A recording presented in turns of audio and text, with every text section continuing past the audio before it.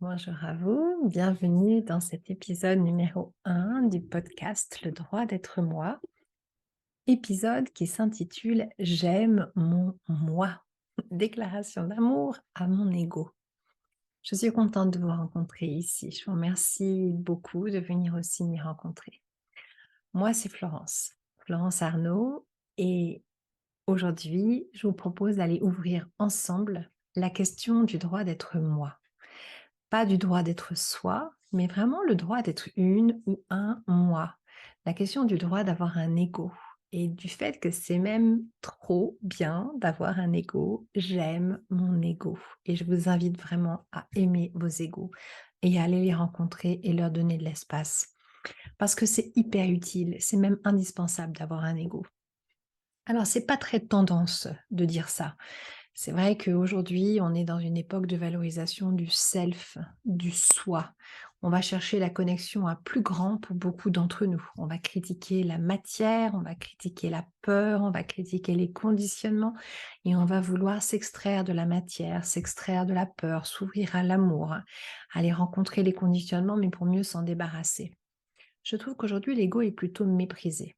Alors, c'est vraiment dans cet espace de ce podcast, Le droit d'être moi, que j'ai envie de venir partager un temps avec vous sur cette notion-là pour voir à quel point l'ego est vraiment un allié extraordinaire et rencontrer son ego, se poser la question du droit d'être soi au sens du moi, au sens du petit, entre guillemets, ego, c'est vraiment très très important. Alors, il n'est pas question ici de vous proposer un cours, hein. Moi, je sais que je ne sais rien, comme on dit. Je ne suis pas experte en qu'est-ce que le moi. On va pas parler ici du triptyque entre guillemets freudien, du ça, du moi et du surmoi. On va pas non plus entrer vraiment dans le détail du moi personnalité versus self, âme et ces discussions-là. C'est pas l'objet en tout cas pour aujourd'hui. Aujourd'hui, c'est vraiment s'arrêter sur le moi. Pourquoi est-ce que mon entreprise et ma proposition et mes accompagnements portent sur le droit d'être moi et sur votre droit à chacun d'être, de prendre le temps d'être et d'aimer vos moi, entre guillemets. Donc l'objectif ici va être vraiment d'aller explorer, d'aller ouvrir des questionnements, des espaces et des partages. Et à la fin de ce podcast, vous trouverez un petit feuillet avec des questions complémentaires pour pouvoir aller nourrir votre réflexion et nourrir aussi nos partages. Alors j'espère que je saurai mettre ce feuillet en lien dans les notes de l'épisode. Je ne sais pas, mais sinon je trouverai un moyen de les partager avec vous. Donc aujourd'hui, le héros de notre échange est moi. Alors pas moi, moi Florence, mais le moi, mon moi à moi, votre moi à chacun d'entre vous. Et c'est vraiment le héros auquel j'ai envie de faire une déclaration d'amour. Alors beaucoup d'entre vous ont sans doute appris à mépriser le moi. Ah, l'ego, berk, c'est nombriliste, c'est médiocre, c'est petit, ça a peur, c'est limité, ça n'utilise que le connu, c'est conditionné, ta ta ta ta ta ta. L'égoïsme est devenu vraiment quelque chose de moche, de critiqué. Vive l'amour et la lumière et l'âme et le plan de l'âme et tout est énergie, etc. Je suis d'accord avec tout ce que je viens de poser là, de décrier, de discuter et en même temps, l'ego est vraiment extraordinaire. Alors pourquoi? Parce que quand je parle de moi, de mon moi, quand je m'intéresse à mon ego, je vais pouvoir aller voir ce que je crois être. Je rencontre avec mon moi ma personnalité. C'est une construction, c'est une illusion, on est d'accord, mais c'est là que je vais pouvoir rencontrer mes pensées, mon mental, mes émotions, mes croyances, mes conditionnements. C'est là que va se jouer et résonner en fait en moi, dans la matière, tout ce que je vais percevoir. Et de ce point de vue-là, c'est vraiment fondamental. Alors, mon ego, mon moi, il est moins lumineux que mon âme, c'est vrai, mais il exprime, pardon, il exprime ma saveur à nul autre pareil. Il exprime mon potentiel, qui est à nul autre pareil. Il me permet de cerner mes contributions, également à nul autre pareil. Et pareil pour vous, parce que chacun d'entre nous est unique. En allant rencontrer mon ego, en l'écoutant, en l'entendant, en l'observant, en prenant vraiment la mesure de qui il est avec amour, avec ouverture, alors je vois les caractéristiques qui sont les miennes dans mon humanité, au service peut-être, je le crois personnellement, de plus grand, au service du collectif, au service du tout, quelle que soit après la façon dont vous l'appelez, il n'empêche que cet ego va me permettre d'avoir et de prendre conscience de mes caractéristiques et de ce que moi, Florence, et vous, pour chacun d'entre vous, vous pouvez apporter de vraiment très particulier. Mon ego, en quelque sorte, mon moi, c'est un peu ma boîte à outils fondamentale. C'est un peu ma palette de peinture dans la matière. Donc, c'est en allant observer mon ego que je vais m'apercevoir que j'ai tant de couleurs et qu'il me manque telle autre, que je crois que telle couleur n'est pas belle, par exemple, etc., etc. Donc, ce moi, il va me permettre aussi donc de créer à ma façon. Il va me permettre aussi de penser comme moi, c'est-à-dire de façon spécifique, de façon unique, comme un ou une en particulier et non pas comme fondu dans un tout indistinct. Et ça va aussi permettre aux autres de m'identifier. Tiens, elle, c'est ta ta ta ta ta. Ou alors ça, c'est à elle, ça, c'est à moi, ça, c'est à lui. Ça va nous permettre d'organiser, en fait, de structurer et de mieux collaborer. Et ça, on le verra tout à l'heure dans la suite de l'épisode. Donc ce moi, il me permet de me dessiner, il me permet de me désigner, il me permet de savoir ce qui me constitue, ce qui me limite aussi d'ailleurs, hein. Il me singularise. Sans moi, au fond, qui serais-je? Alors, je suis de l'énergie, tout est énergie, c'est possible, c'est mon moi qui croit ça, mais c'est également plus que moi qui ressent ça. Mais si je m'arrêtais à cette considération-là, que tout est énergie et que la matière, c'est entre guillemets juste de l'énergie qui vibre à un rythme plus lent, bah ok, mais qu'est-ce que je fais après? Si je ne vois en moi qu'une âme qui est tout amour et lumière et énergie subtile, alors ben, c'est un peu compliqué quand même de vivre l'expérience qui est pourtant la mienne en ce moment, qui est d'être incarnée dans la matière avec un ego qui peut me permettre de faire le pont entre l'immatériel et la matière, par exemple. La moitié de mon expérience d'incarnation, au moins, ou peut-être plus, je ne sais pas en termes de proportion, c'est d'expérimenter justement un moi, une sorte de véhicule unique, de configuration unique qui va aller expérimenter dans la matière et également dans ses connexions avec le non-matière, toutes sortes de choses absolument uniques grâce à mon moi, à moi. Je vis autre chose que vous, grâce à vos moi, à vous. Et c'est merveilleux, c'est une immense richesse. Je peux créer des choses que vous ne créez pas, vous pouvez créer des choses que je ne crée pas. Je peux avoir des expériences qui vont vous enseigner des choses, vous pouvez avoir des expériences qui vont m'enseigner des choses, etc. Nous œuvrons collectivement, mais chacun à notre façon. Alors j'aime mon moi parce qu'il me permet de vivre complètement cette expérience d'être de l'énergie qui vibre lentement au service de quelque chose de beaucoup plus grand que moi j'appelle le collectif. Et se détacher de son ego est important à un certain moment de son processus. Accéder à son être universel est important à un certain moment de son processus. Ouvrir sa conscience au fait que nous ne sommes pas qu'un ego est important, mais voir son ego, s'ouvrir à son ego, aimer son ego est aussi extrêmement important, fait véritablement partie de l'expérience pour moi.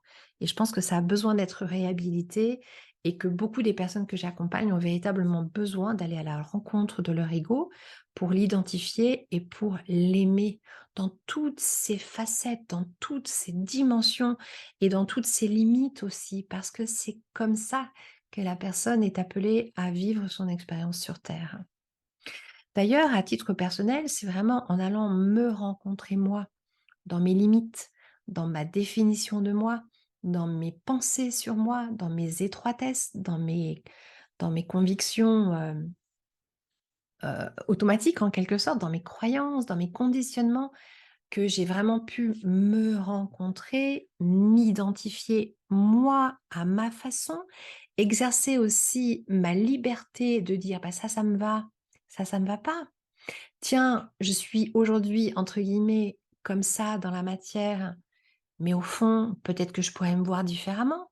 C'est vraiment ce qui m'a permis d'utiliser cette, boîte à outils, cette glaise en quelque sorte, fondamentale, initiale, pour pouvoir créer autre chose et pour pouvoir surtout, me concernant, réaccéder à justement mon être universel.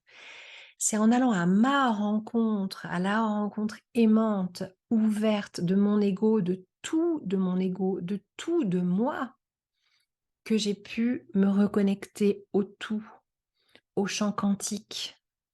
C'est en prenant conscience de mes limites, entre guillemets, dans la matière, que j'ai pu de nouveau m'ouvrir à mon illimité dans les énergies et peut-être pourquoi pas dans la matière également.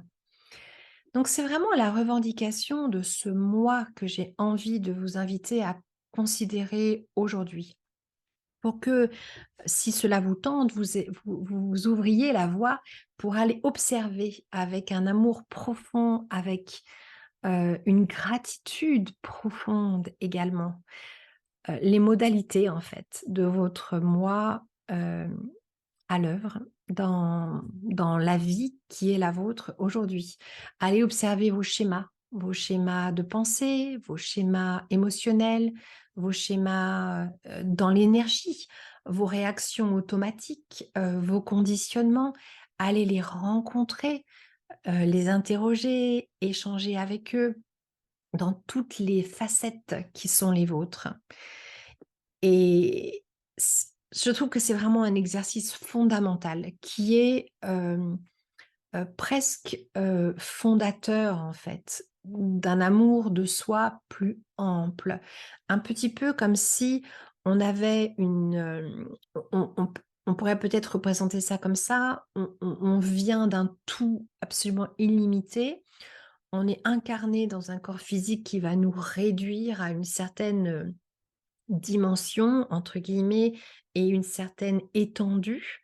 Et puis en allant vraiment voir cette dimension, cette étendue, on peut reprendre l'espace, réouvrir l'espace à cette dimension autre que moi.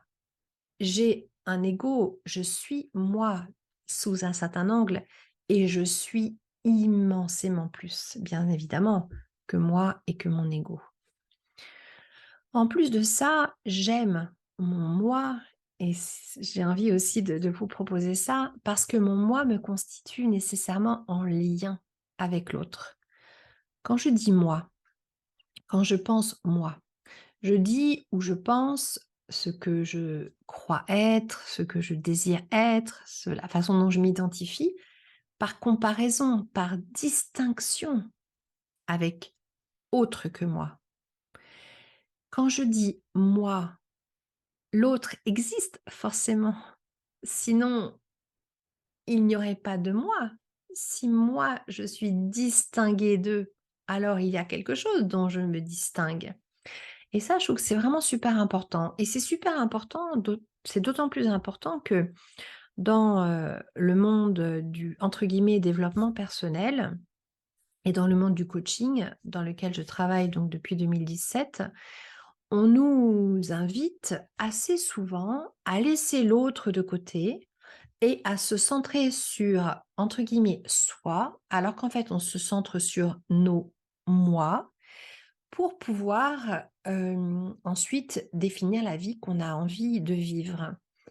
Et donc, on peut considérer, selon certaines tendances du développement personnel, que l'autre est comme une circonstance extérieure. C'est quelque chose qui existe, c'est quelqu'un qui existe, ou c'est une donnée extérieure à nous et dont on pourrait faire abstraction et qui n'a aucune espèce d'incidence sur nous, sauf celle que l'on a envie de penser qu'elle aurait, sur nous. On pourrait avoir cette approche, par exemple, hein.